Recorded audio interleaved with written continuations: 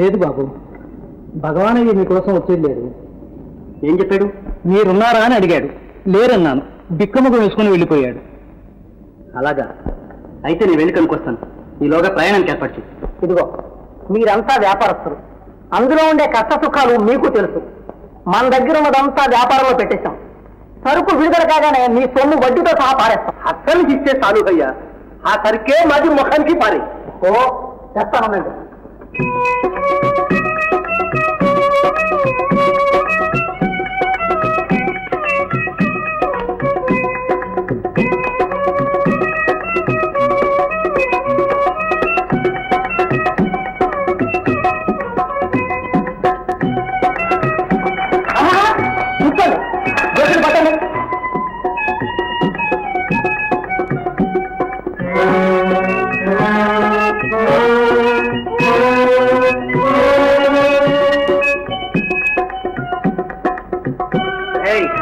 ఆఖరికి మా నోట్లో మట్టి కొడతావు. ఒత్తి మట్టి కాదు, బంగారు మట్టి. కోలార్ నుంచి 2 మూటలు తెప్పించాను. 10వ వంతు బంగారం ఉంది. పరీక్షగా చూడండి. అరే భగవాన్ బాబు, ఇంతకాలం నుంచి మాకు చెప్పింది లేదే. సరుకు అంతా మాకి తీస్తాం. అవో చూస్తాం. రాండి.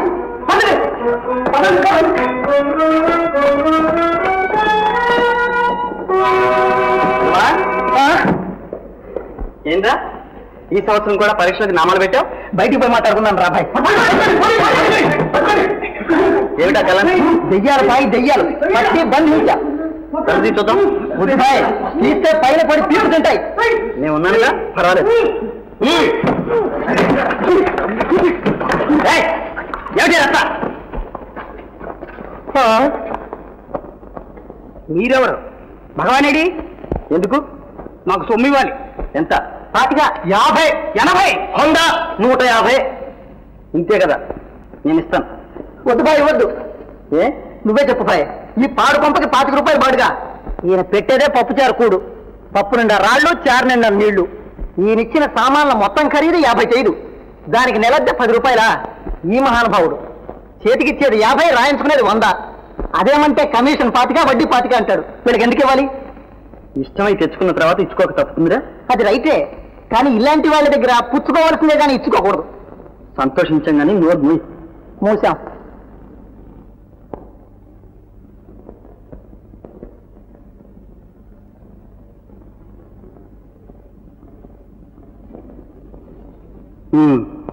ఇలా తయారయ్యామన్నమాట.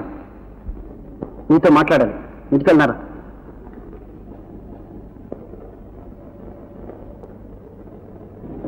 ఇది ఒక బతికేనా భగవాన్? పగలు కాలేజీలో కనిపించు, రాత్రి ఇంట్లో కనిపించు. ఏం చేస్తున్నట్టు? అల్లాడంటే పోయ్. మనవాడు తలుచుకుంటే ఏమైనా చేస్తాడు. చేస్తాడు. ఊరంతా అప్పులు. నా స్నేహితుడిని చెప్పుకోవడానికి కూడా సిగ్గా ఉంది. ఈ బాకీలని తీరినట్టేనా? అదే, బాకీ ఉండే పుట్టాం, బాకీలు చేస్తే పెరుగుతాం, బాకీ తీరితే చస్తాం. కనుక బ్రతక తలుచుకుంటే బాకీలు పెంచాలి. అయితే మన స్నేహం తగ్గాలి. ఇదిగో భాయ్, ప్రాణాలైనా వదులుకుంటాను కానీ నీ స్నేహం మాత్రం వదులుకోను. అయితే ఇక నుంచి నేను చెప్పినట్టు వినాలి. నేను ఊరికి వెళ్తున్నాను. నీ పెట్టే బేడ తీసుకొచ్చి ఇక్కడే పడి ఉంది. మళ్ళీ అప్పులు చేసావో మర్యాద దక్కదు.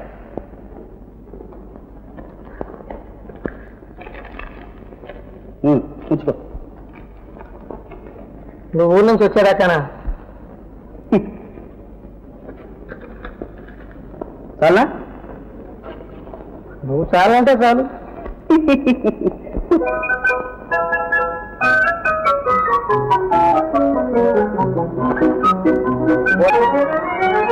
ఆరు ఆరు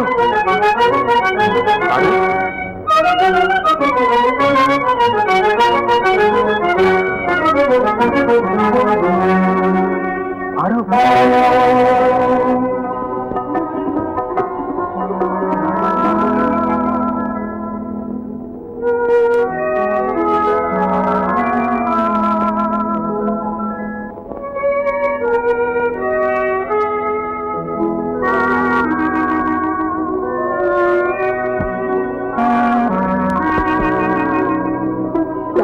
అది నేనేవా? దేవదాసు. నువ్వా నాయనా? ఎంత మారిపోయా? కులాసాగా ఉన్నావా? ఎవరు? దేవదాసా? అక్కడి నుంచి ఇప్పుడు వచ్చావు నాయనా? ఇప్పుడే వస్తున్నానక్క. ఏం పారు, అయినా వాళ్ళ ఇంటికి వస్తే నిలబెట్టి మాట్లాడతారా? ఇప్పుడే ఇంత పెద్దయితే రేపు ఎలాగే సంసారం చేసేది? అట్లా చూసు. ఇంటికి ఇంకా వెళ్ళలేదమ్మా, రేపు తిరిగ్గా వస్తాను. ప్రసాదం తీసుకెళ్ళు నాయన.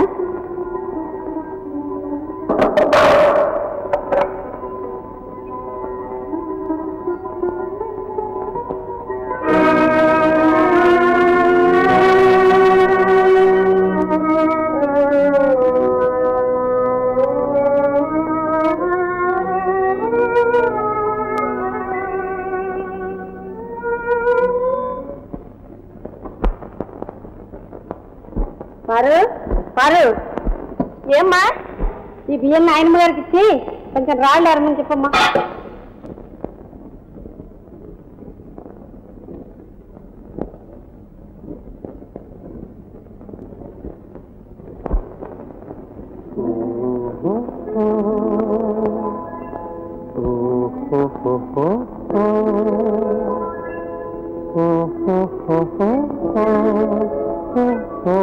అయ్యో, అదే పరచానే తల్లి, నాకు తల్లి రాలు పోతాడనే.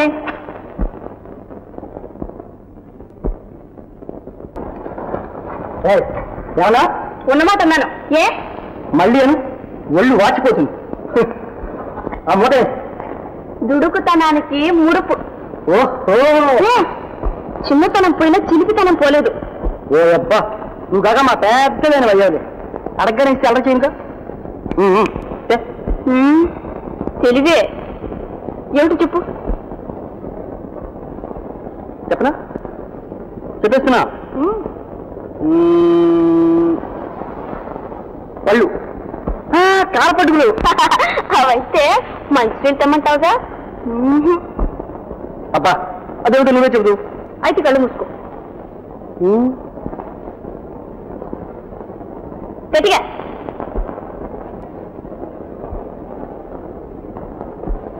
అదిగో దొంగట్టుగా చూస్తున్నావు. అబ్బా, ఎంతసేపు దాగుడు మూతలు. కళ్ళు మూసుకో, నోరు తెరు.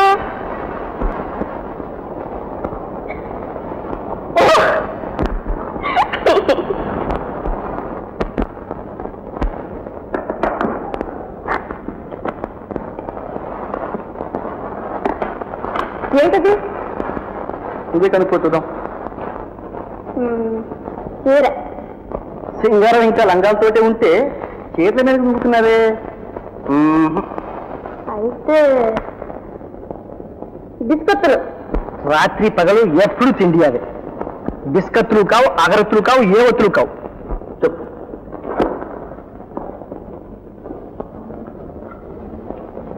ఇంకేముంటుంది?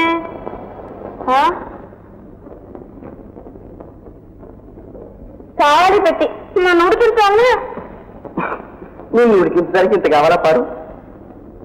ఇదంతా నిన్ను ముడిపించడానికి. చూడు, కంటికి పైన వస్తుంది. నీకోసం వెతికి తెచ్చాను. ఇది తలతళా బిలమిలా చూశావంటే కళ్ళు చికాలు మానాల్సిందే.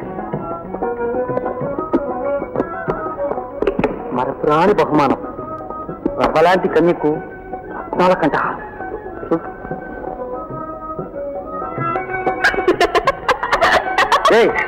ఎందుక నవ్వు? ఎందుకా? ఎందుకు? ఇదిగో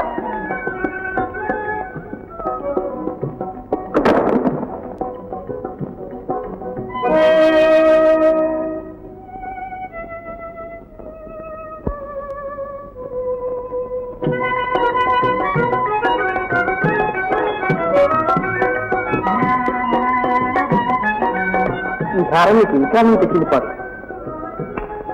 ఇప్పుడు మరీ ముద్దిస్తున్నావు. కానీ ఉన్న సిద్ధంతో ఇప్పుడే వరకపోతే మరి పెళ్ళాడు. అప్పుడు నీ వంతు.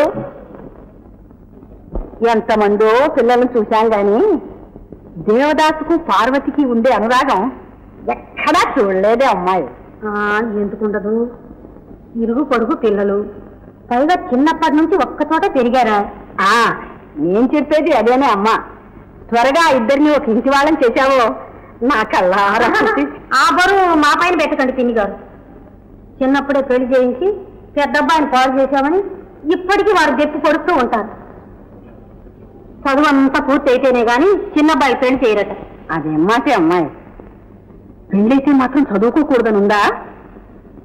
సమయం చూసి బాబు గారికి నచ్చ చెప్పి సదా కనిపించమ్మా. మళ్ళీ రేపు వస్తాను. అలాగే.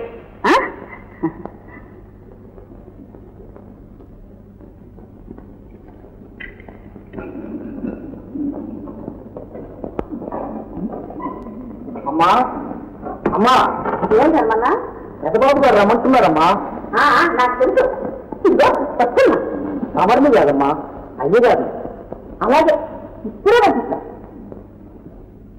అందరాని పండుకున్నది సంకేతుకున్నాయి. బహువులు ఇంత పెద్ద మనసు చేసి కనికరించడం నిజంగా మా అదృష్టరే. మా పూర్వ పుణ్యం పండి తమతో విజయం కుదిరింది. ఆపు, అంతటితో ఆపు. ఏదో సనువుగా ఇంటికి వస్తున్నారు కదా అని చూస్తూ ఊరుకుంటే పెళ్లి బేరాలు దిగుతారా? గాడిదని గురాన్ని ఒకే గాడి కట్టేస్తారా? ఎంత గుండె తీసిన బంటు కాకపోతే ఇంతే తెగిస్తారు. మీ ఇంటి పిల్లని చేసుకుంటే మా వంశగౌరవం ఏం కావాలి? అదేం మాట బాబు గారు. పిల్లలు నమ్ముకునే ఇంటి ఆడబడుచు కోడలు అయితే మా కులగోతాలు ఉంటాయా? మా పరువు మర్యాదలు మంట కలిపి మా జమీందారి అపహింసాన్ని ఎత్తుతో చిన్నప్పటి నుంచి పిల్లలిద్దరిని మచ్చికి చేసి ఈ పన్నాగం పన్నారా? ఏమంటున్నారు? ఉన్నమాట అంటున్నాం. ఈ పెళ్లి జరగదంటున్నాం. ఇంకెన్నడూ నీ ముఖం మాకు చూపించద్దు, దయచేయమంటున్నాం. వెళ్ళు.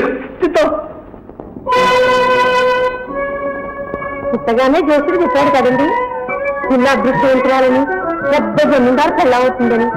ఆ మాట చాలా అవుతుంది. వాడు చెప్పేది అంటే ఈ ముఖం చూడగానే నేనే అనుకున్నాను. అందుకోనికి ఆడపిల్ల తప్పకుండా అదృష్టవంతురాలే. అందుకని అబ్బరంగా పెంచాను. ఆమె గారితో అనుకూలంగా మాట్లాడి అంతా పూర్తి చేయించాను. ఏదేం కాదో, ఇదంతా మావాడి మొగసిరి, నా చాతుర్యమును. ఆడపెట్టను సబ్బళ్ళు దొరకన ఊరికన్నారు. ఏమిరా ఏమైంది? ఎంత అవమానం జరిగారో అంతా జరిగింది. మనం కులం తక్కువ వాళ్ళమట, ఆడపిల్లను అమ్ముకునే వంశమట, సాటి వాళ్ళం కావట. జమీందారిని అపహరించాలని ఎక్కుతో చిన్నతనం నుంచి పిల్లల్ని హత్య చేసి కుట్ర చేస్తున్నామట. ఒక్కటే నోటికి వచ్చేటోళ్ళు అన్నారు. నీ నోరు మూసుకొచ్చావుట్రా? ఆయన నోరు పారేసుకున్నాడని మనము పారేసుకుంటే మన గొప్పే ఉంది. ఏలకంటాం క్రియేట్ చూపిస్తాడు. వారం తిరిగేలాగా వారికంటే అబ్బరాని సంబంధం కుదుర్చుకు రాకపోతే తప్పకుండా వాళ్ళకి గిఫ్ట్ ఖర్చు చేయాలి. వారి తలకన్నా సంబంధం కుదుర్చురా. ఇప్పుడే పోతున్నా. పెళ్లి కాకపోతే మళ్ళీ ఈ ఇంట్లో ఆగేది అన్నం తినేది. మంచి చుకున్నాం కదా.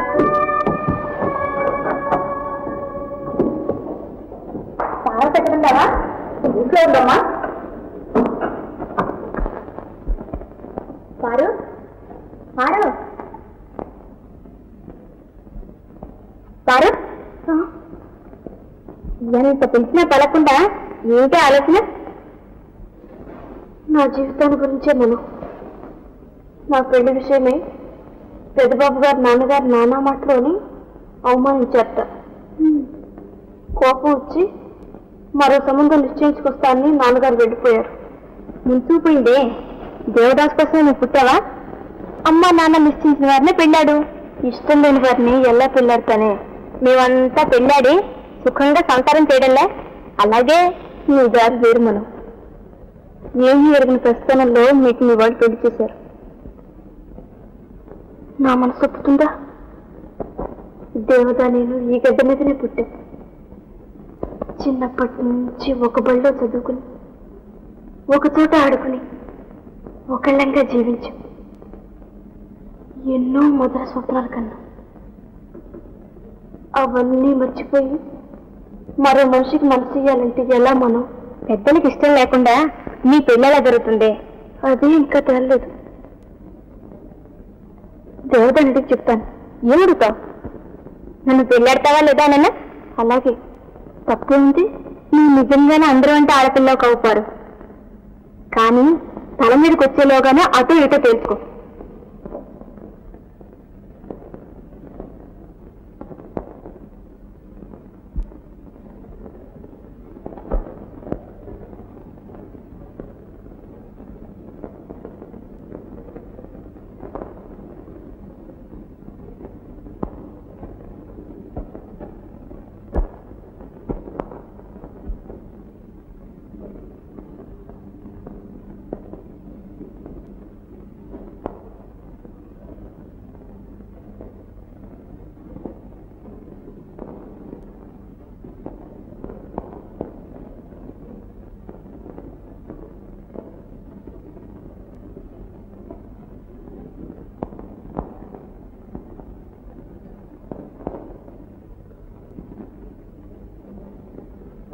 దేవుడా, దేవుడా, దేవుడా. ఎవరు? భాను.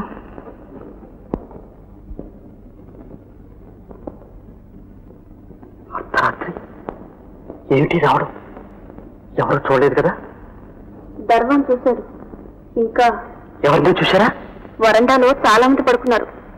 ఎవరైనా చూశారేమో.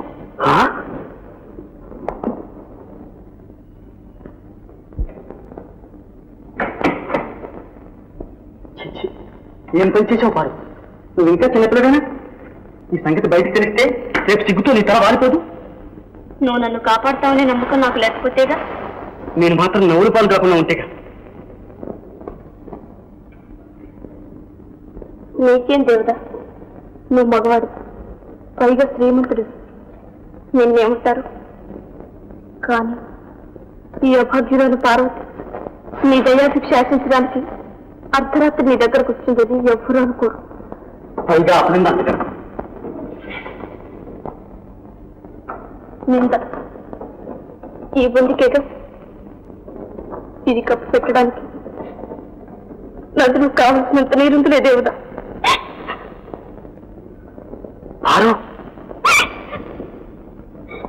ఇక్కడ ఈ పాదాల దగ్గరే నాకు కొంచెం చోటే దేవుడు. ఎలా పారు? మన వివాహం మా అమ్మకు నాకు బొత్తిగా ఇష్టం లేదు. ఈ సంగతి మీ నాన్నగారితో ఖండితంగా చెప్పాను. ఆ అవమానంతో మరో సంబంధం నిశ్చయించుకొస్తానని మా నాన్న శపథం చేసి వెళ్ళాడు. తల్లిదండ్రుల అహంకారాలకు మన స్నేహం ప్రేమ బలి చేస్తావా? నా బ్రతుకు పరాధీనం చేస్తావా దేవుడా? కానీ పెంచిన వారి మాట కాదనమంటావా పారు? అంటే అలా చేస్తే నాకు ఇంట్లో చోటు ఉంటుందా? అప్పుడు నువ్వు ఎక్కడుంటావు పారు? నీ పాదాల దగ్గర నీ సన్నిధిలో ఉంటే ఎన్ని కష్టాలైనా సంతోషంగా భరిస్తాను. నన్ను అన్యాయం చేయకు దేవుడా. నన్ను కొంచెం ఆలోచించుకొని పారు. ఆలస్యం చేస్తే మా నాన్న అన్నంత పని చేసుకుని వస్తాడు. తర్వాత ఏమి చేయలేదు. చెప్పు దేవుడా. సరే, నాన్నగారితో మాట్లాడి రేపే నీకు సమాధానం చెప్తాను. అదా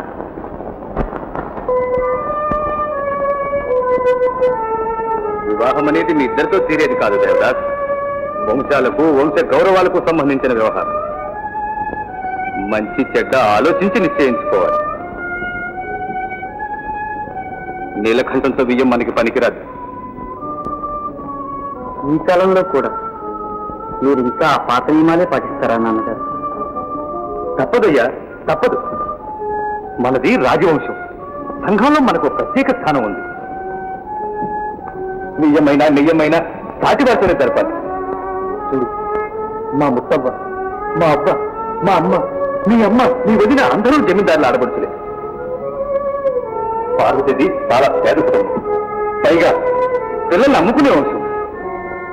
నువ్వు ఈనాడు ఆ కులం లేని పిల్లని పెళ్ళాడి సాటి వాళ్ళ తలవంపులు తెస్తావా? ఎన్నడో వారి పూర్వులు పిల్లలు నమ్ముకున్నారు. ఈనాడు ఆ పార్వతిని శిక్షించడం న్యాయమంటారా నాన్న? పేదవారైనంత మాత్రాన ప్రేమకు పెళ్లికి పనికిరారా? ఆలోచించండి. పార్వతి నేను మీ కళ్ళ ముందు దంటగా తిరిగింది. ఒకళ్ళనొకళ్ళం అర్థం చేసుకుని. నా మాట కూడా అర్థం చేసుకోవయ్యా. చంచలమైన భౌతికానందానికి శాశ్వతమైన కీర్తిని వెలబొస్తారా? దేవదాస్, నా జీవితానికి నీవే ఆశాజ్యోతి అనుకున్నాను. నీ అమ్మ వద్దన్న పట్నానికి పంపించి విద్యాబుద్ధులు నేర్పించాను. వివేకవంతులు అవుతావని, నన్ను నా వంశాన్ని ఉద్ధరిస్తావని ఎదురు చూస్తున్నాను. నా ఆశలు అది ఆశ చేయకు నాయన. అది నా అభిమతమైనటికి కాదు నాన్నగారు. కానీ దాంపత్య బంధం ఒక్కనాటితో పోయేది కాదు. పరస్పరానురాగం ఉన్నప్పుడే అది సౌఖ్యదాయకమవుతుంది. మేము ప్రాణానికి ప్రాణంగా ప్రేమించుకున్నాం. అర్థం లేని అభిమానాలకు, ఆచారాలకు మా జీవితాలు బలి చేయకండి. అంగీకరించండి. వీల్లేదు. నీ ప్రేమ కోసం తరతరాల కీర్తి ధ్వంసం కావడానికి వీల్లేదు. నువ్వు ఆ పార్వతిని మర్చిపోక తప్పదు దేవదాస్. అంతేనంటారా? ముమ్మాటికి అంతే. ఈ వివాహం జరగడానికి వీల్లేదు. క్షమించండి, అంతరాత్మకు విరుద్ధంగా వర్తించలేదు. అంతేనా? అవును. సరే.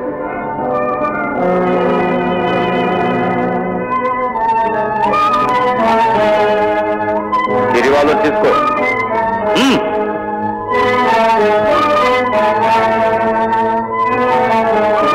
గురిపెట్టు. జారేవో మన్నిదొట్టు. మన పూర్వులంతా పూజ్యతరంగా రక్షించిన ప్రోత్సాహన ప్రతిష్టలు మా కళ్ళ ముందు మంట కలిసిపోవడం మేము జీవించి ఉండగా జరగలేవు. తొలగించుకో. మమ్మల్ని కాల్చి నీ అడ్డు తొలగించుకో దేవదా. నీకుండేది పార్వతి తండ్రి ఒక్కరే. చిన్నప్పటి నుంచి మమ్మల్ని వేధిస్తూనే వచ్చాం. ఈనాడు ఎదుటిపడి బాధించడానికి కూడా సిద్ధమైనాం. ఇంకా సందేహం ఎందుకు? మమ్మల్ని చంపి నీ మార్గం నిష్కంటకం చేసుకో. కాదు.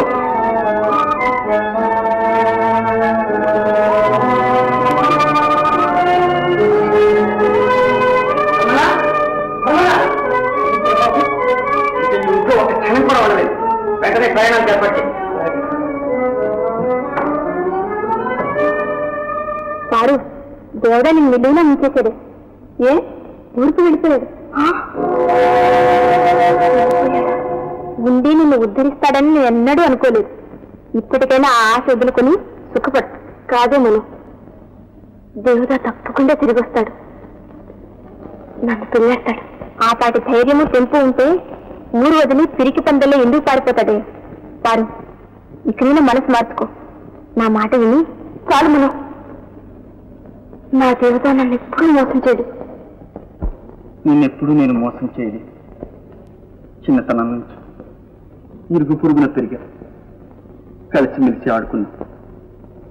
దేహాలే రెండుగా జీవించి ప్రేమించుకున్నా. నిన్ను పెళ్లి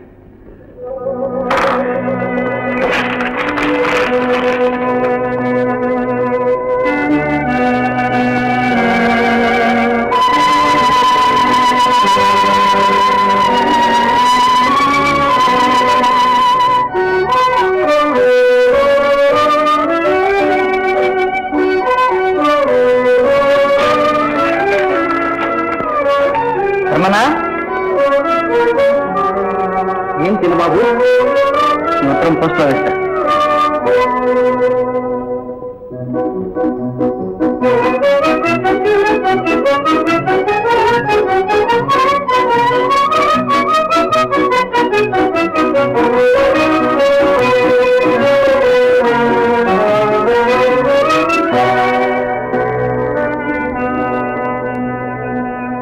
వారు ఆ రాత్రి కలుసుకున్నది మొదలు నీ సంగతే ఆలోచిస్తున్నాను. మీరు కులం తక్కువ వాళ్ళట, పిల్లల్ని అమ్ముకునే వచ్చామట. మన పెళ్లి మా అమ్మకు నాన్నకు గట్టిగా ఇష్టం లేదు. వారి మనసు నొప్పించడం నాకు చేత కాదు. ఒకవేళ వారి మాట కాదని పెళ్ళాడినా మనం సుఖపడలేము. కనుక నన్ను మర్చిపోవడానికి ప్రయత్నించు.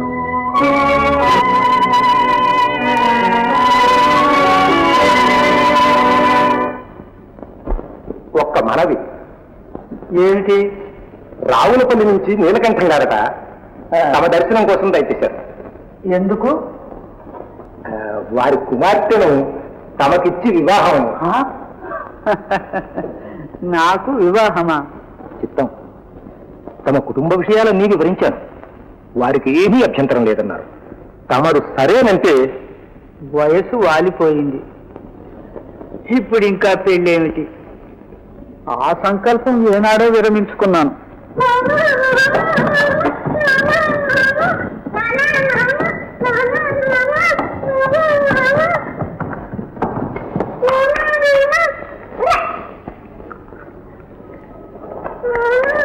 ఏంటమ్మా అది?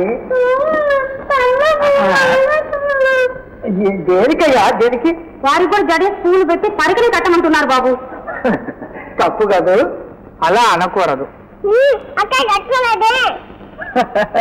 అక్కయ్య ఆడపిల్ల, మగపిల్లలు కట్టుకోకూడదు. లక్ష్మి, తీసుకెళ్లి పైకి నీ కట్టు. జుట్టు లేకుండా జడలా వేస్తారు బాబు. వెళ్ళండమ్మా, వెళ్ళి ఆడుకోండి. ఎలా కూడా మీతో వేగేది. లక్ష్మి, వీళ్ళని తీసుకెళ్లి సౌదాయించు. రా బాబు, జడేస్తాను.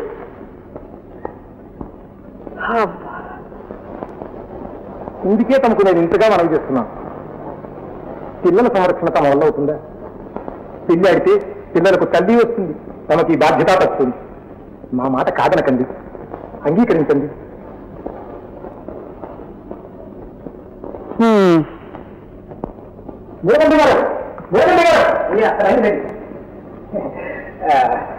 వీరే మా ప్రభువులు. నమస్కారం. కూర్చోండి, కూర్చోండి. ప్రభువులు మీ కుమార్తెను పెళ్లి ఆడడానికి అంగీకరించారు.